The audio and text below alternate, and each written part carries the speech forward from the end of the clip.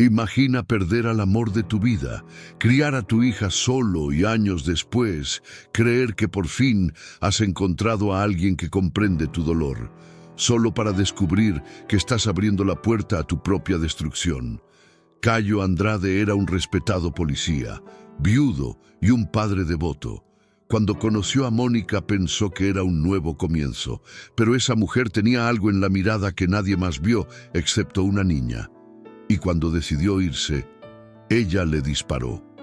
Lo más aterrador fue con su pistola. Esta historia no es ficción, es un caso real. Y ahora escucharás todos los detalles, así que suscríbete al canal y activa la campanita, porque aquí cada video revela la verdad que nadie quiere contar. Y hoy conocerás el rostro del peligro que habita en tu hogar. Cayo Andrade era más que un simple policía, era un símbolo de integridad dentro de la fuerza. Tras perder a su esposa, Camila, durante el nacimiento de su hija, Ana Clara, juró que criaría a la niña con todo el amor posible. Durante años, compaginó las dificultades de la profesión con la dulzura de la paternidad, negándose a abrir su corazón a otra relación. Sus colegas decían que era duro por fuera y roto por dentro. Ana Clara era su mundo. Con el tiempo, la soledad empezó a agobiarlo. Poco a poco, Cayo empezó a permitirse pequeños encuentros. Fue en una aplicación donde conoció a Mónica. Inteligente, amigable y extremadamente carismática, ella contó que tenía un hijo de 9 años, Rafael, fruto de una relación que terminó en violencia.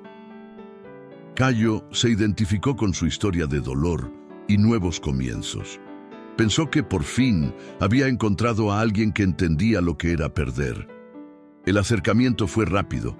A los pocos meses, Mónica y Rafael ya frecuentaban la casa de Cayo.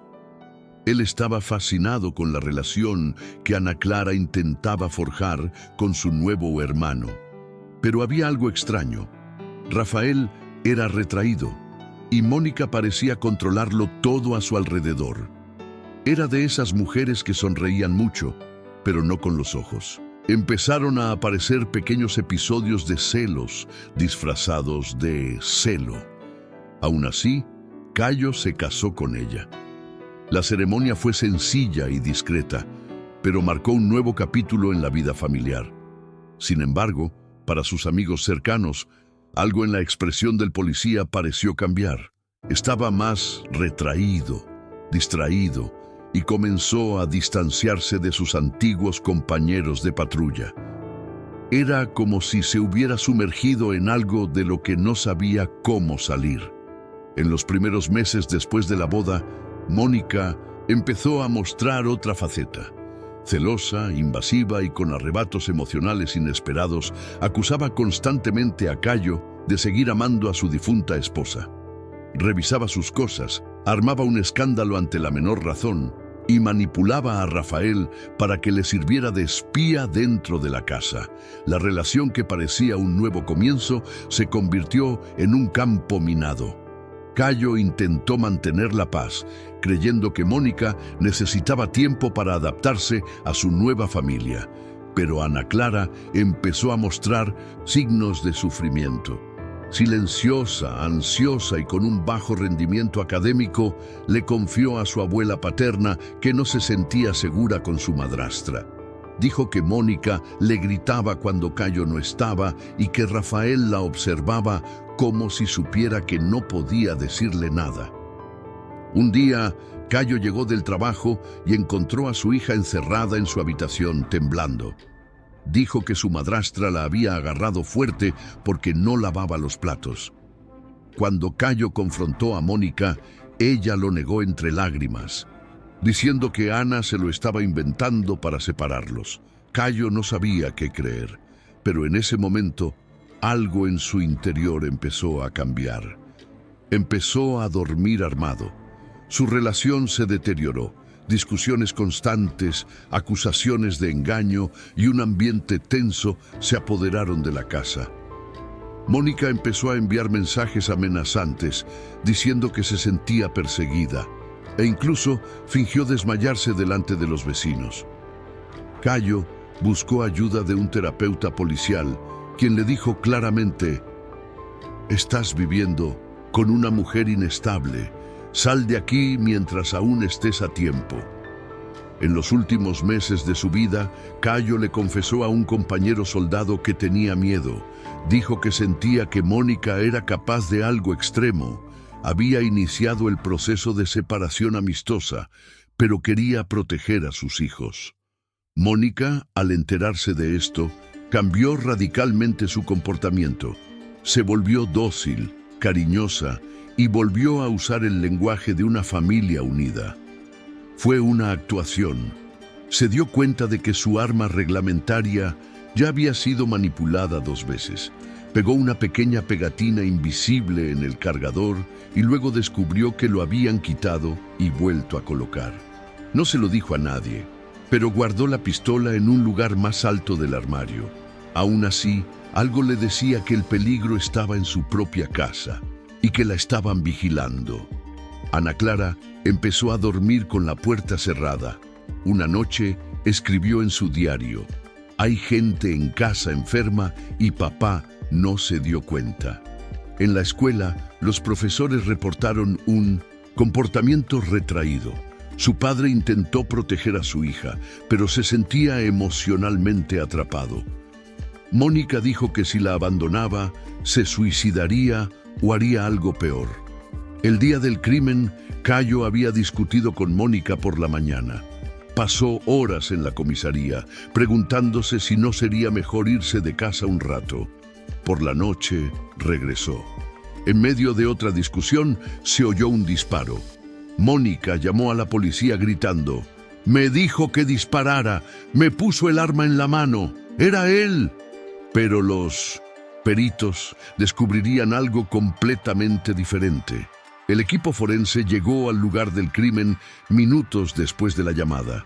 El cuerpo de Cayo Andrade yacía en la sala, con una herida de bala en el pecho. Su pistola personal, un modelo estándar de la policía, yacía a aproximadamente 1 metro de su mano.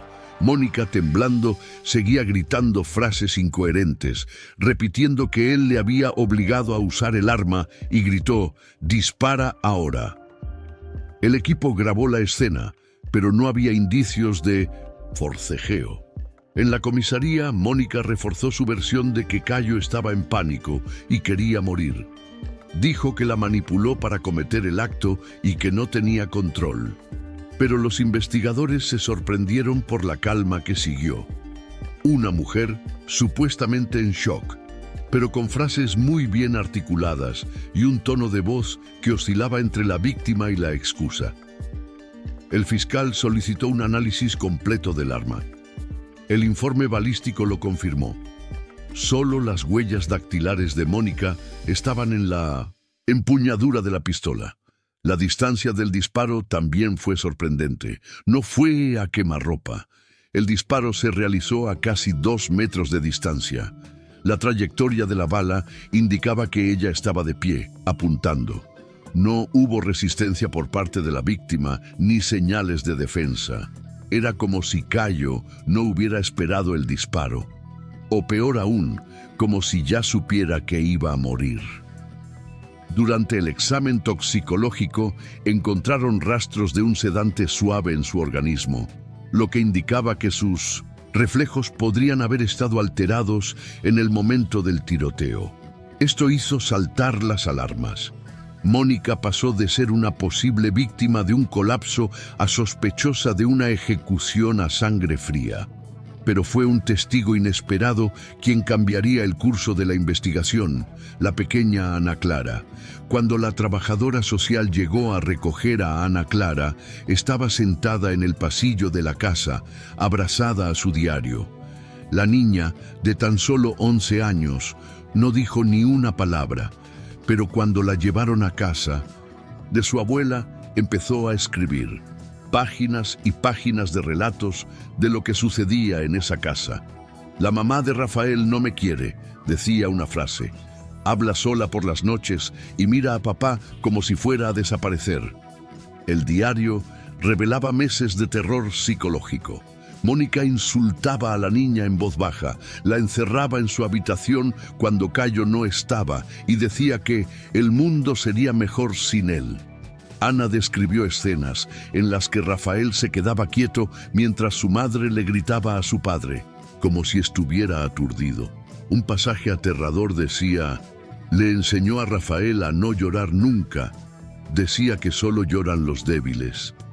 La niña también relató una noche en que Mónica le quitó el arma a su padre mientras dormía y le apuntó y sonrió para sí misma. Dijo que su padre nunca se enteró, pero ese día se encerró en el baño. Cuando la policía leyó los informes, no tuvieron ninguna duda. Mónica era peligrosa y no estaba desesperada. Había estado actuando desde el principio. El diario fue aceptado como prueba. La fiscalía inició un proceso formal por homicidio doloso. Mónica fue arrestada y por primera vez mostró total frialdad. No lloró ni protestó. Simplemente preguntó: ¿y qué hay de Rafael? Era como si solo importara su hijo. Y esta obsesión llevaría la investigación a un nuevo abismo. Durante los interrogatorios, Rafael habló poco. Los psicólogos dijeron que mostraba signos de un condicionamiento severo. Era como si le hubieran borrado las emociones. Miraba al vacío en cada pregunta. Cuando le preguntaron sobre la muerte de Cayo, respondió: estaba triste. Mamá dijo que era mejor así. La sentencia le dio escalofríos al fiscal del caso. Descubrieron que Rafael había asistido a 4 escuelas en los últimos 5 años. En todas ellas registraron comportamientos extraños, silencio absoluto, insomnio y reacciones frías ante situaciones de riesgo. Un profesor comentó que en una ocasión un compañero se cayó por las escaleras y Rafael se limitó a observar, sin reaccionar, como si fuera algo común. Los investigadores comenzaron a preguntarse: ¿qué le habría hecho Mónica a su propio hijo? Los vecinos dijeron que rara vez veían jugar a Rafael. Se quedaba dentro, en la esquina del sofá, viendo los mismos videos una y otra vez. Uno de ellos comentó que una vez escuchó a Mónica decirle al niño: no serás como tu padre. Pero nadie sabía quién era el padre biológico de Rafael. Cuando el equipo revisó los registros, descubrieron que el nombre del padre figuraba como ausente y que se había presentado una demanda por abuso infantil contra Mónica en otro estado. A medida que avanzaba el caso, el tribunal ordenó terapia psicológica intensiva para Rafael. Pero la pregunta persistía: ¿había participado, aunque fuera indirectamente, en la manipulación del crimen? ¿Había sido programado para no cuestionar nada? Y, lo más inquietante, ¿sabía que su madre planeaba matar a Cayo? La fiscalía investigó más a fondo el pasado de Mónica. Descubrieron que, años antes, había ingresado en una clínica psiquiátrica privada tras un episodio psicótico. El caso fue silenciado por su familia. Su historial clínico indicaba que presentaba comportamiento narcisista encubierto, delirios persecutorios y una grave manipulación emocional. Después de 3 meses, le dieron de alta con un informe de que se encontraba parcialmente estable. Durante su hospitalización, una psicóloga informó que Mónica describió escenas violentas que supuestamente había vivido con sus exparejas. Sin embargo, ninguna de las historias coincidía con los antecedentes policiales. No existían antecedentes formales de violencia doméstica en su contra. Por el contrario, un exnovio presentó una denuncia policial por amenazas, pero retiró la denuncia tras mudarse a otro estado. La investigación también reveló que Mónica había intentado reconciliarse con su expareja poco después de la muerte de Cayo. Tan solo 48 horas después del crimen, le envió mensajes a este hombre con frases como: ahora soy libre, te quiero de vuelta, y por fin todo terminó como debía. El contenido se adjuntó al expediente, desmontando definitivamente la teoría de la desesperación. La máscara había caído. Lo que una vez pareció una tragedia familiar aislada, era ahora la culminación de una trama repugnante.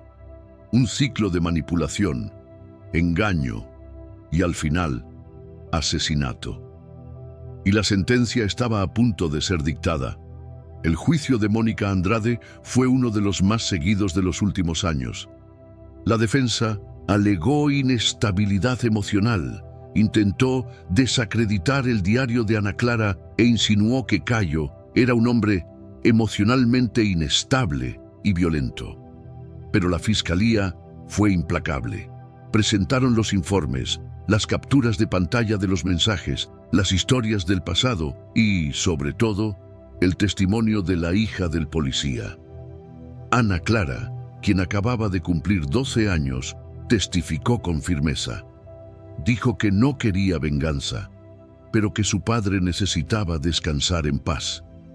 Cuando le preguntaron qué era, lo que más recordaba de su última noche con él, respondió: dijo que viviríamos juntos, solo los dos, que todo estaría bien. Toda la sala quedó en silencio. Algunos lloraron. La fiscalía describió a Mónica como una mujer peligrosa y manipuladora que usó el amor de un hombre herido para planear su propia destrucción. Dijeron que construyó un escenario, escenificó su desesperación y mató con calma. El jurado no tuvo dudas. Mónica fue condenada a 28 años de prisión por homicidio agravado con la circunstancia agravante de encubrimiento y el uso de un dispositivo que obstaculizó la defensa de la víctima. Mientras se la llevaban esposada, miró al público y dijo fríamente: nunca han entendido lo que significa amar a alguien hasta el final. Esa frase resonó durante semanas, y Rafael fue entregado a su abuela materna para recibir atención psicológica intensiva, pero nadie sabía cuán profundo era el trauma que lo aquejaba. Tras el juicio, la vida de Ana Clara cambió drásticamente. La niña se fue a vivir con su abuela paterna a un pueblo cercano. A pesar del silencio constante, demostró una fortaleza inusual para su edad. Con el tiempo, comenzó a escribir sobre todo lo vivido, no para publicarlo, sino para recordarlo. Le dijo a una profesora que escribir era la única manera de mantener a su padre cerca. Si dejo de contarle lo que pasó, es como si hubiera ganado, declaró en una de sus cartas. La policía militar rindió homenaje póstumo a Cayo Andrade. Se le dedicó una plaza y se instaló un mural con su foto en el batallón donde sirvió. Sus compañeros comentaron que, aunque murió en su propia casa, fue un héroe hasta el final. Intentó proteger a su hija, buscó ayuda y tuvo el coraje de romper un ciclo tóxico que la mayoría de la gente prefiere ignorar. Su historia se ha utilizado en capacitaciones sobre violencia emocional y manipulación doméstica. Mónica, por su parte, mantuvo una conducta ejemplar en prisión, según los registros. Pero los psicólogos reportaron un patrón inquietante. Hablaba del crimen como si fuera un capítulo que salió mal. Dijo que extrañaba a Rafael, pero nunca expresó remordimiento por lo que le hizo a Cayo. En una ocasión, escribió en una carta: hay quienes se hacen las víctimas y otros saben cómo cambiar las tornas. Rafael creció bajo cuidados especiales. Recibió terapia psicológica, apoyo escolar y se libró de la mayoría de las repercusiones públicas. Sin embargo, los profesores informan que desarrolló una tendencia al aislamiento. Nunca volvió a hablar de su padre biológico ni de Cayo. Solo decía que su madre estaba fuera porque quería buscar justicia. A los 14 años, escribió en un cuaderno: si hubiera gritado, tal vez todavía estaría vivo. La historia de Cayo Andrade estuvo marcada por la lealtad, pero también por un defecto que él mismo reconoció demasiado tarde. confiar ciegamente en alguien con una historia invisible. La tragedia reveló la complejidad de la manipulación emocional y cómo incluso los más preparados, como un sargento de policía, pueden caer en las trampas de quienes saben fingir amor. Su muerte se convirtió en símbolo de una violencia que no deja heridas, sino que mata lentamente hasta el disparo final. Ana Clara creció con una misión silenciosa: sobrevivir a lo que veía. Se convirtió en activista contra el abuso familiar y a los 18 años publicó un pequeño libro titulado Cuando el amor es una trampa, donde, sin mencionar nombres, narró cómo una mujer que decía ser ama de casa le robó su infancia.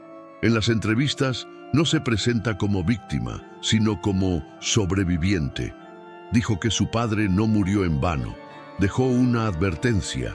La casa donde todo ocurrió se vendió, se renovó, pero nunca volvió a habitarse.